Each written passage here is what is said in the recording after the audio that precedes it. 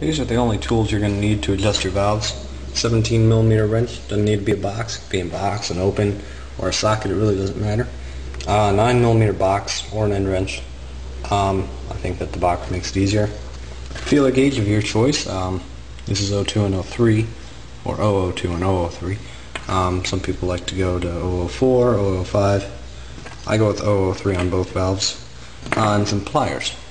And if you're rich enough, you can buy some of those fancy schmancy little some special tool you can buy. Makes it easier to adjust your valves, and it's basically a combination of this and the pliers that hold the little nut, the little adjuster in the middle.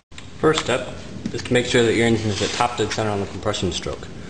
What you do is you rotate the flywheel. On a CRF50, the flywheel is going to look a lot different than this. This is an older motor, but the principle is the same. You got to make sure that it's at the T mark on the compression stroke. Now, this is not on the compression stroke, and I can tell because it's not spinning easily, and that's because it's on valve overlap, and the springs are wanting to keep this motor right here.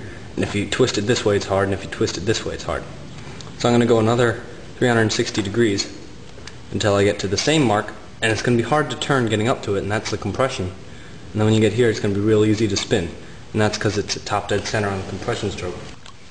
The next step is to take your big 17mm wrench,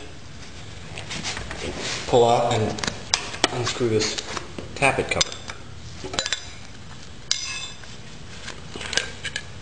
Don't lose this little O-ring in here. And you don't need to replace it, so just keep it clean. Next step is to loosen the lock nut. Take your little 9mm and loosen that up. And then loosen this little adjuster bolt here until you got way too much free play in there. And then take your feeler gauge, and I like to just wipe it off with my finger and just to make sure that it's clean. I don't get any dust in my motor.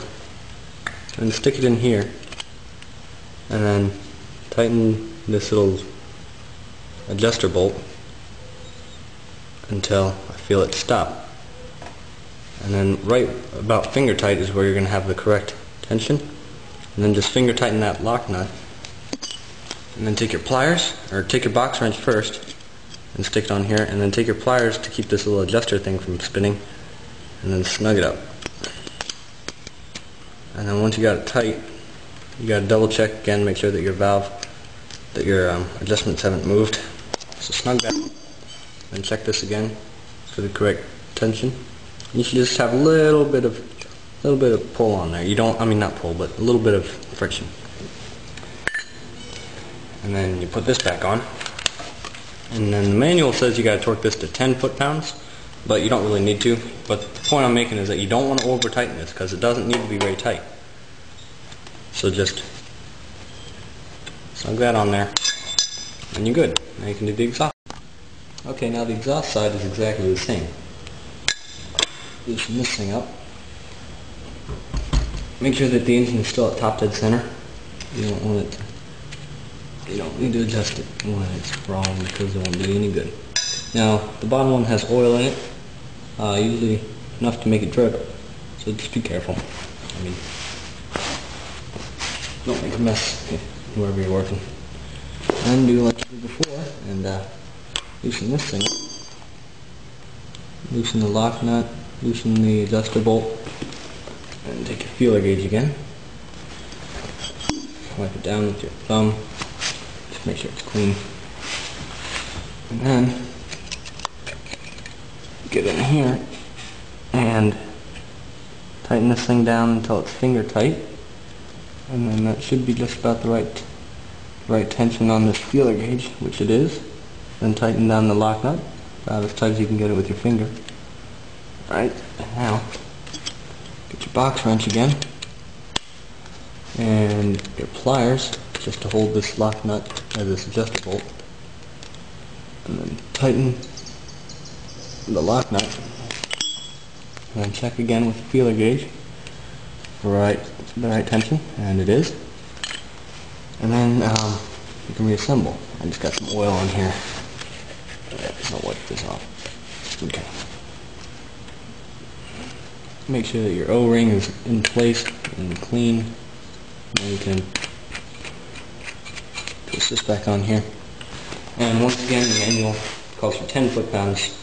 Don't need to torque it, but you don't need to over-tighten it. Just because it's big, you don't need to make it very tight. So just snug that up and you're all set. Now you can put your ignition cover back on. I didn't include that in the tutorial, but you need to put this back on also. Forgot to say to take it off in the beginning, but you do need to take it off in order to make sure you're at top to the center. So hopefully you watched this video before you actually did it. That way you understand it all. Once you got everything cleaned up and put back together, you can